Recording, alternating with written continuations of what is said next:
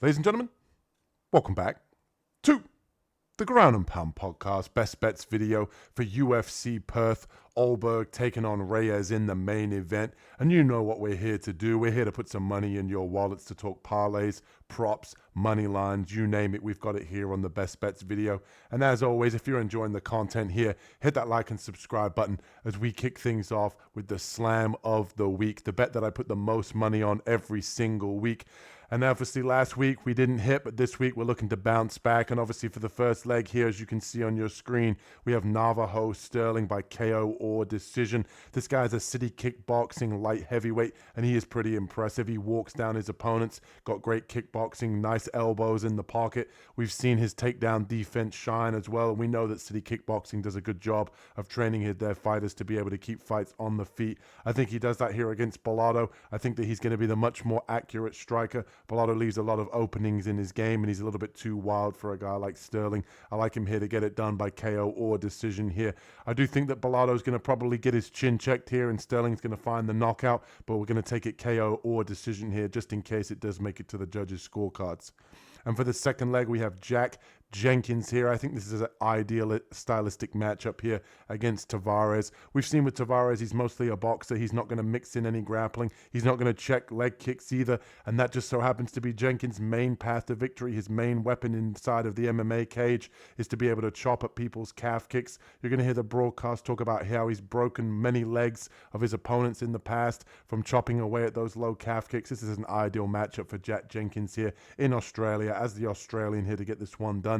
I do think that obviously when it comes down to it, it's going to be mostly a striking affair, not a lot of grappling. And I think the longer this one stays on the feet, the more he chews up the calf here. And that's the second leg of our confidence slam of the week. A two-legger here, sitting at plus 108 to get it done for our confidence slam of the week.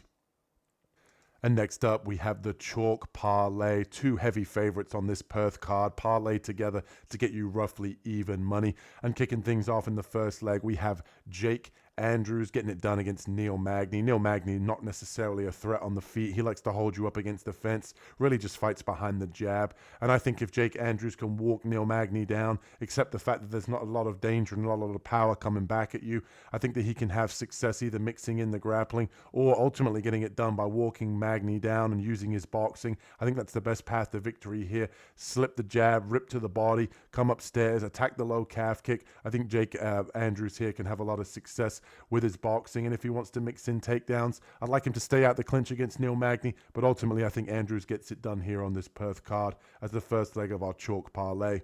And for the second leg, we've got Jimmy Crute here. I like Jimmy Crute. Obviously, he's a very skilled fighter. He's got power in the hands. He can mix in a lot of grappling. We've seen with Ivan that he's 0-2 inside the UFC. I think Jimmy Crute here is going to be much more the well-rounded fighter. I think this is a good matchup for him. We saw in the previous two fights of Ivan that he got beat up by a kickboxer who has power in his hands in Sterling, and we saw that Kutalaba was able to take him down. I think Jimmy Crute can implement either the striking or the grappling in this matchup to get it done. I like Jimmy Crute inside the distance, but we're just going to take him money line here to round out the second leg of our chalk parlay, sitting at about minus 120. Hopefully this one can cash for us. Hopefully Jimmy Crute can be able to get this one done, and hopefully Neil Magny doesn't pull up an upset like he's done in the past. And for our first money line, we're going with Jamie Mullarkey here, sitting at around even money. He's the more dangerous fighter. I think that he's got much more power in the hands. We've seen that he's also fought the much tougher competition. And Ronaldo Bedoya is literally 0-3 inside the UFC. More of a volume guy, tends to slap with his strikes. Not necessarily going to be able to test out the chin of Mullarkey, which has been questionable inside his UFC career. Mullarkey's had a nice long layoff here to rest that chin, to be able to kind of regroup after two straight losses. And I think that he can get it done here against Bedoya. I think this is a good matchup for him inside of the Australian circle here. Another Australian getting it done on this Perth card. I think that this is a good matchup for him. If he wants to be able to stand there and strike, I think the power is going to be on the side of Mullarkey. And if he wants to mix in some takedowns, I think he's going to do a good job of keeping this one on the feet or mixing in the grappling himself. But I like Jamie Mullarkey here to get this one done. I think the narrative is that his chin's fallen apart. I don't think Bedoya is going to be able to test that chin. He doesn't have the power. I think Jamie Mullarkey here gets this one done, probably by decision. And next up for our second money line, we've got Colby Thickness. I like him to get it done here, sitting at around plus 130. I almost made him the dog of the week, but I think Mousasa is very overrated. A good physical specimen, but not necessarily a good fighter. We saw in his first fight inside the UFC, he wasn't really doing a good job of defending against the kicks of Vera. Colby has a fantastic array of kicks from the outside. He's a much more faster fighter. He's much more light on his feet, much more higher level experienced against better MMA fighters, training with Volkanovski. I think that he can get this one done if he wants to mix in grappling. We've seen that Moussa's grappling might not be there, along with the fact that I think he's the much faster fighter on the outside, kind of just, dancing around on the outside, throwing kicks. I think he can give Mousasa a lot of trouble. Mousasa wants to really just, land and trade in the pocket. I think Thickness can really do a good job here of kind of dodging and moving and staying away from the power hand of Mousasa, mixing in the volume here. I think he's got much better cardio as well. And realistically, I think that Mousasa has just been shown that, he shouldn't do anything. He's not done anything to be able to deserve to be the favorite in this matchup.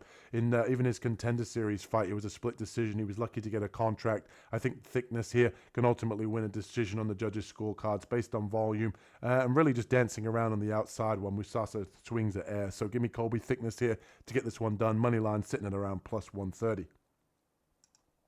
And as always, we have the dog of the week, my favorite betting underdog on the entire UFC Perth card. And if you haven't seen it already, that highlight reel tape is out, and it is Cam Roaston here to get this one done against Andre Petrovsky. Full highlight reel tape on the channel already. It'll be at the end of the video. I'll leave a link in the description for why I like Cam Roaston. As I mentioned, full highlight reel tape for the dog of the week, my favorite betting underdog on the entire UFC Perth card. And we've only got one prop to talk about this week, and I think the value is here on Dominic Reyes by decision. I think this is a closer fight than people have anticipated. He's on a nice rise currently. We've seen with Carlos Ulberg as well that he might be on a win streak currently, but he has to fight a perfect 25-minute fight against Dominic Reyes. Reyes has the experience. He's on a win streak. I think that he's got confidence in his hands again. I think he knows that he can take a punch now. He's not worried about his chin, and he looks good. And ultimately, I don't want to get in the way of that. And I think ultimately for plus 700 by decision, I think there's a path to victory where that could happen here. When you see Carlos Ulberg against Jan Blachowicz, that was a very, very close fight. Ever since he's been knocked out against Kennedy Nzechukwu, he's kind of been dancing around on the outside, point fighting, and not necessarily engaging in, trading in the pocket. And I think that Dominic Reyes can come in here and mix in grappling. I think that he can walk down a guy like Ulberg. He can win rounds. And if you want to take him plus 5.5, I think that's sitting at plus money as well, which is a pretty even money bet. I don't blame you, but I think Dominic Reyes can pull off the upset here in the Perth card, plus 700. I think there's value to be had here in the ex-title challenger. Remember, he went a hard 5 with John Jones back in the day. If anywhere close to that Dominic Reyes shows up, he could definitely pull off the upset here. And as always, I have to let you guys know what's been on the channel. We've got the full card breakdown for this UFC Perth card, a detailed breakdown Carlos and I do of the entire UFC Perth card. Check that out, along with the dog of the week, my favorite betting underdog. As I mentioned, Cam Roaston getting it done here this week against Andre Petrovsky. Full highlight reel tape. And as always, if you're enjoying the content here, hit that like and subscribe button, and we'll catch you guys in the next one. Peace.